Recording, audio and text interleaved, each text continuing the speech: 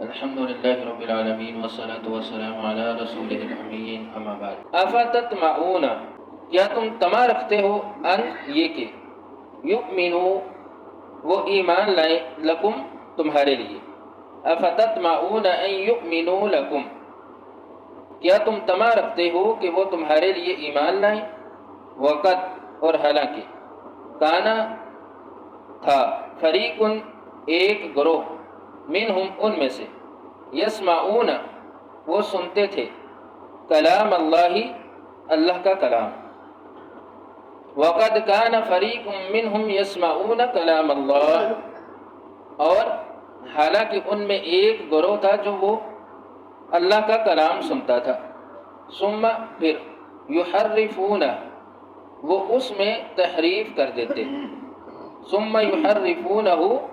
پھر وہ تحریف کر دیتے اس میں، یعنی اللہ کے کلام میں، من بعد اس کے بعد، ما عقلوہ کہ وہ سمجھتے اس کو، یعنی کلام اللہ کو، وہم یعلمون اور وہ جانتے تھے، ثم یحرفونہ من بعد ما عقلوہ وہم یعلمون پھر اس کے بعد وہ اس کو بدل دیتے، وہ اس کو سمجھتے تھے حالانکہ وہ یہ بات جانتے تھے۔ جب نبی علیہ الصلوۃ والسلام نے ہجرت کی ہے مدینہ کی طرف، تو مدینہ میں پہنچے تو وہاں پر لوگ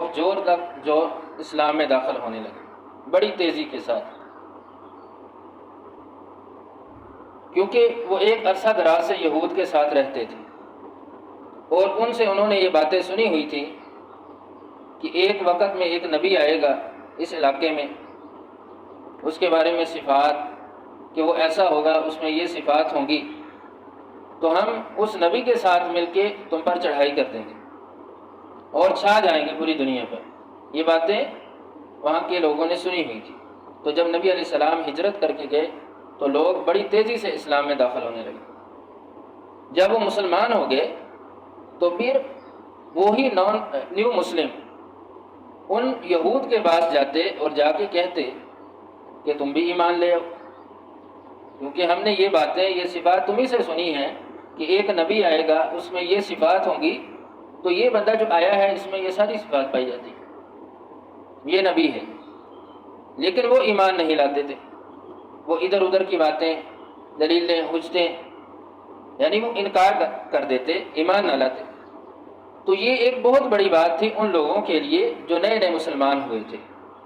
کہ ہم نے انہی سے سنا ہے اور ہم ایمان لے، یہ ایمان نہیں لا رہے، کیوں؟ تو اللہ رب العزت نے یہاں پر نبی علیہ الصلوۃ والسلام کو بھی اور ان ایمان لانے والوں کو بھی تسلی دی ہے اس بات کی کہ افتطمعون ان یؤمنوا لکم وقد کان فریق منہم، کیا تم اس بات کی طمع رکھتے ہو یا توقع رکھتے ہو کہ وہ تم پر ایمان لائیں گے؟ حالانکہ یہ تو بہت بگڑی ہوئی قوم ہے اور شروع سے ان کا وتیرہ یہی رہا ہے کہ یہ اپنے نبی کا انکار کر دیتے تھے، ان کی باتوں کا انکار کر دیتے تھے۔ وَقَدْ كَانَ فَرِيقٌ مِّنْهُمْ يَسْمَعُونَ كَلَامَ اللَّهِ اور حالانکہ ان میں ایک گروہ تھا جو اللہ کے کلام کو سنتے تھے۔ تو یہاں پر فریق ایک گروہ، اس سے مراد ان کے علماء تھے، علماء یہود جو حاملین شریعت تھے، جو لوگوں کو دین سمجھاتے تھے، وہ مراد ہے۔ اور یسمعون کلام اللہ کہ لوگ ان سے اللہ کا کلام سنتے۔ اللہ کا کلام کیا؟ تورات، زبور، آسمانی کتابوں کے احکامات لوگ سنتے تھے۔ تو کلام اللہ سے مراد وہ لوگ بھی لیے گئے جو حضرت موسیٰ علیہ السلام کے ساتھ مل کر کوہ طور پر گئے تھے، وہاں پہ گئے اور انہوں نے کہا کہ ہم سننا چاہتے ہیں کہ اے موسیٰ تیرا اللہ کیا کہتا ہے۔ تو جب انہوں نے سنا تو پھر اس سے اگلی انہوں نے بات کی، وَإِذْ قُلْتُمْ يَا مُوسَىٰ لَن نُّؤْمِنَ لَكَ حَتَّىٰ نَرَى اللَّهَ جَهْرَةً کہ ہم ہرگز نہیں ایمان لائیں گے جہاں تک کہ ہم اللہ کو اپنے سامنے دیکھ لیں، ظاہری آنکھوں سے۔ پھر انہوں نے یہ بات کی، تو یعنی ایک گروہ تھا تو وہ اللہ کا کلام سنتا تھا، پھر ثم یحرفونہ من بعد ما عقلوہ وہم یعلمون آگے بیان کیا کہ سننے کے بعد پھر وہ اس میں تحریف کر دیتے، اس کو بدل دیتے، تحریف کرنا بدل دینا، یعنی ایک حکم اس کو بدل دینا، یا لفظوں میں تبدیلی کر دینا یا معنوی تبدیلی کر دینا، معنی اپنے مطلب کا نکال لینا، تو ایسی تحریف کرتے تھے۔ ما اکلوہ، وہ سمجھتے تھے، اور وہم یعلمون، اور وہ یہ جانتے بھی تھے کہ یہ جو ہم کرتے ہیں یہ صحیح نہیں ہے، یہ ہماری تحریف ہے، ہم اس میں بدلاؤ پیدا کر دیتے ہیں۔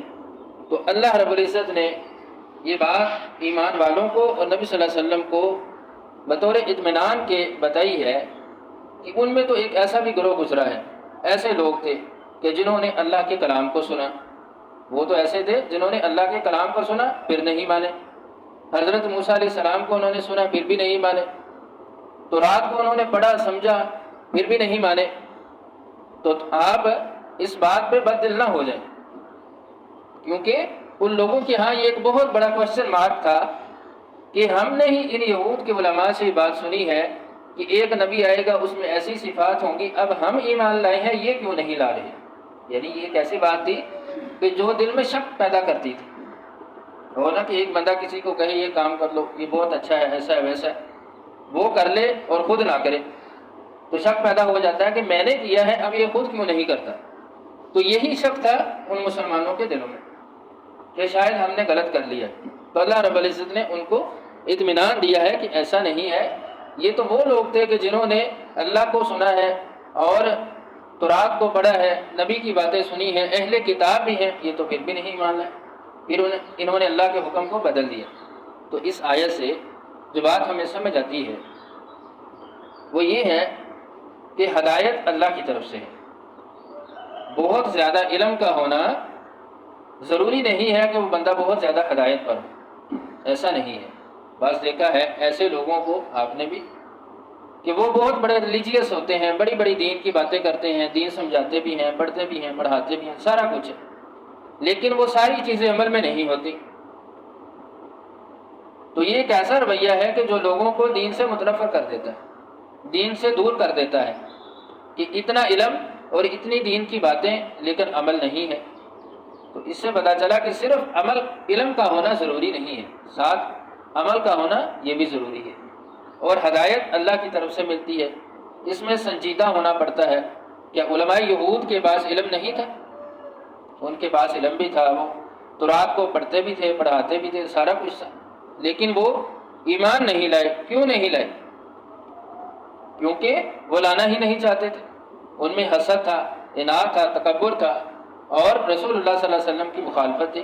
کہ ہم تو سوچتے تھے ہماری نسل سے نبی آئے گا، یہ نہیں آیا تو ہم اب ایمان نہیں لائیں گے۔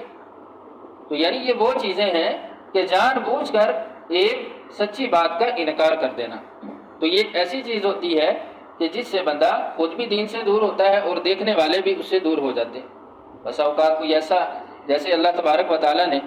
قرآن کے الفاظ کی ذمہ داری لی ہے کہ قرآن کی حفاظت اللہ کے ذمہ ہے، تو اب لفظوں میں کوئی تبدیلی نہیں ہے، ہاں معنوی تبدیلی، اس میں تحریف جو ہے بعض لوگ کر دیتے ہیں، اپنے مطلب کا اس میں مفہوم نکالتے ہیں۔ تو جب ان سے کہا جائے کہ اس نے تحریف کر دی، اپنے مطلب کا معنی نکال لیا، حالانکہ قرآن کا یہ مقصد نہیں ہے یہاں پہ، تو عموماً لوگوں کا جواب ہوتا ہے کہ وہ تو اتنا علم والا ہے، وہ یہ کیسے کر سکتا ہے،